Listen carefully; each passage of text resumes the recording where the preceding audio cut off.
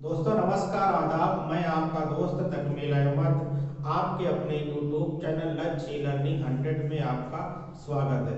आज फिर मैं ये रसायन विज्ञान के एक बेहतरीन टॉपिक के साथ आपके सामने उपस्थित हुआ हूँ। ये एक ऐसा टॉपिक है जो आपको हर एग्जाम में, जितने भी एग्जाम हो, एसएससी के एग्जाम हो, आरआरबी के एग्जाम हो, बैंकिंग एग्जाम हो, रेलवे हो, बीई का एग्जाम हो, टेट का एग्जाम, जितने भी एग्जाम होते हैं यहाँ से क्वेश्चन आने की संभावना 95% बनी रहती है। तो आज का हमारा टॉपिक है कार्बन डेटिंग।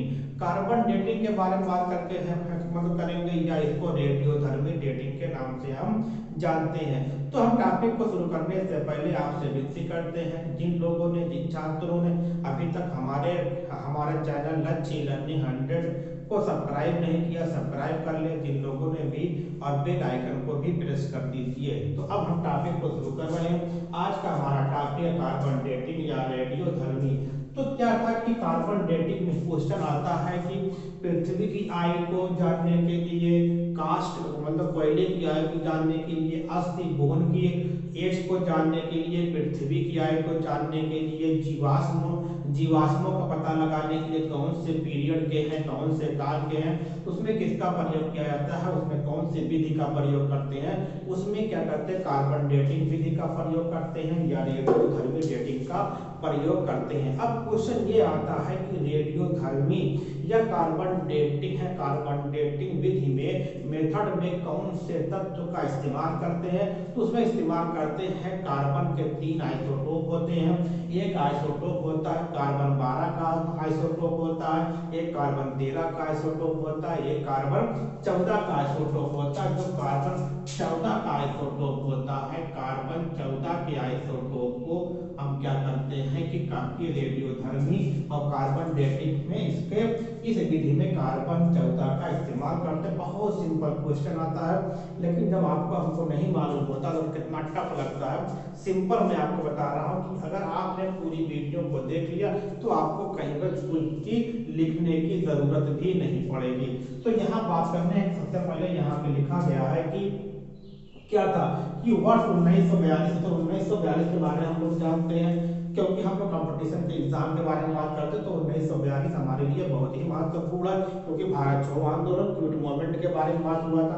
तो क्या था कि 1942 में एक वैज्ञानिक गुजरे हैं, WFP ने ये कहा था कि कार्बन युक्त सजीव पदार्थों में, जितने भी कार्बन युक्त है, और जानते हैं जितने भी चीजें हैं सभी में कार्बन मिलता है।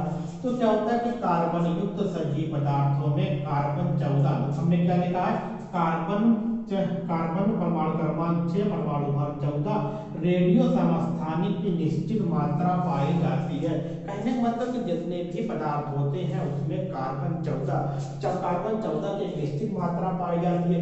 इसी निश्चित मात्रा के आधार पर या निश्चित अनुपात के आधार पर किसी पदार्थ की आयु का निर्धारण करते हैं। मान लीजिए क्या है कि आपकी ये आपके दो पदार्थ हैं, हमको दोनों की आयु के बारे में पता लगाना है। तो जानते हैं इसमें दोनों में कार्बन है।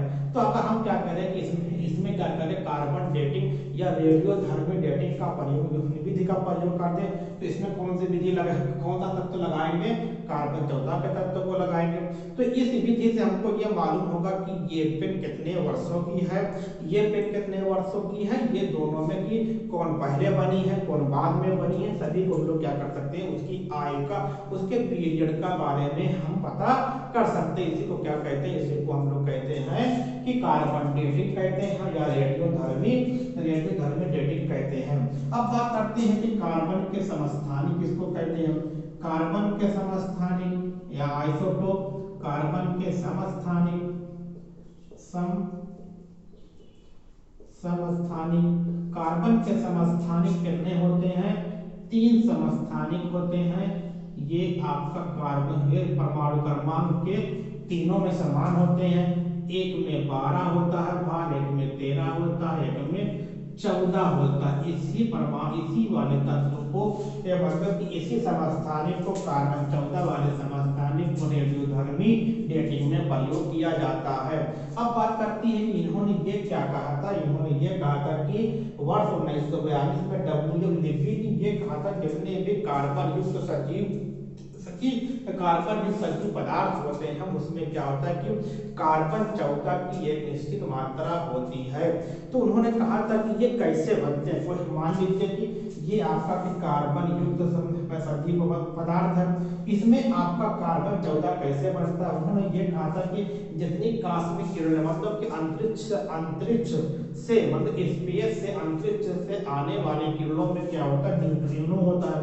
क्या होता है, न्यूट्रिनो होता है कि कॉस्मिक किरणें होती हैं, कॉस्मिक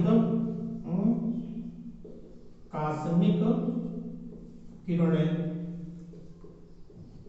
ये आपके कॉस्मिक किरणों में क्या होता है, कॉस्मिक किरण न्यूट्रॉनो क्या होता है, कॉस्मिक किरणों में क्या होता है, कॉस्मिक किरणों में न्यूट्रॉनो होते हैं,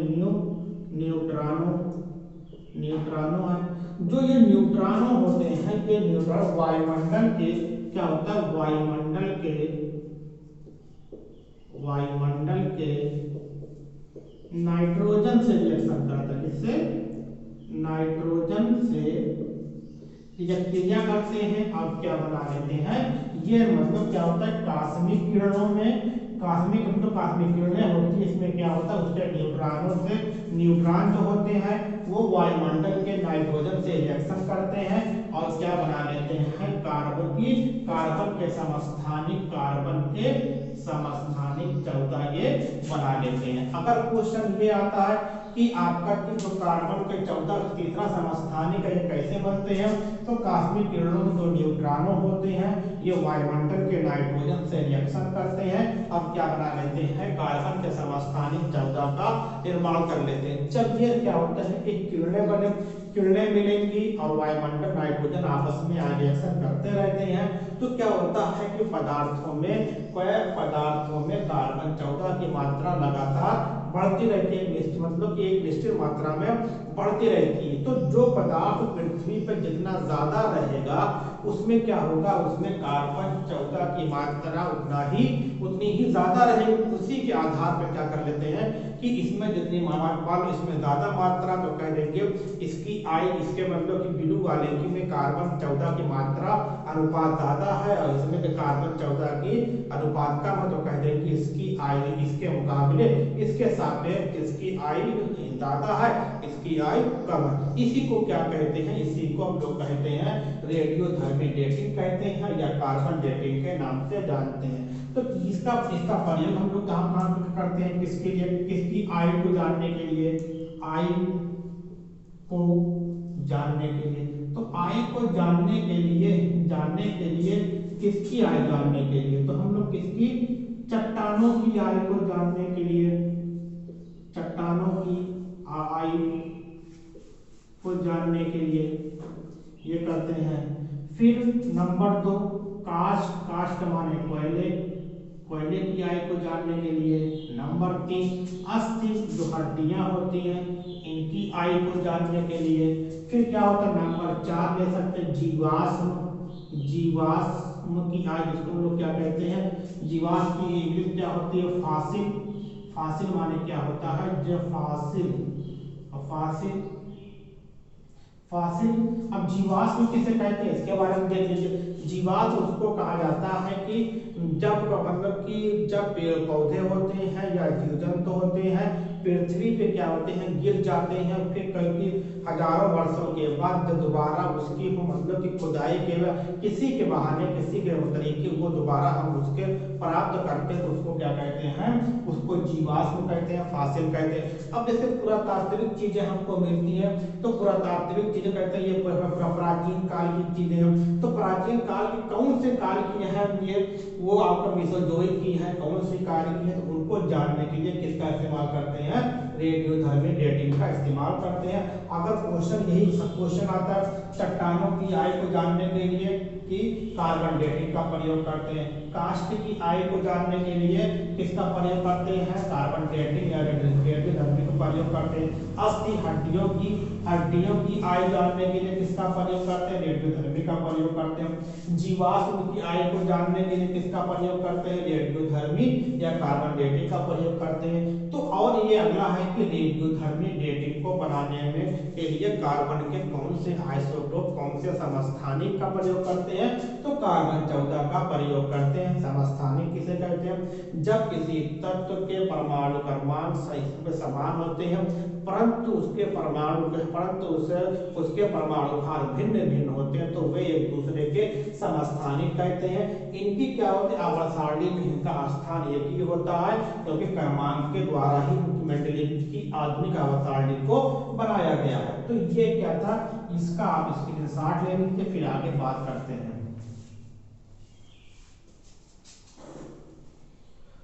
तो उम्मीद करते हैं कि आपने स्क्रीनशॉट ले लिया होगा। तो अगर दोस्तों छात्रों के हमारे छात्रों अगर आपको यह टॉपिक अच्छा लगा हो तो कमेंट में ज़रूर बताइएगा कि ये टॉपिक में कौन कमियां थी, कौन अच्छाइयाँ थी। लेकिन अगर कमियां लगती तो आप कभी को ज़रूर हमारे बताइए, जिससे हम आपको और बेहतर तरीके से आपको वीडियो दे सकें। Okay, thanks.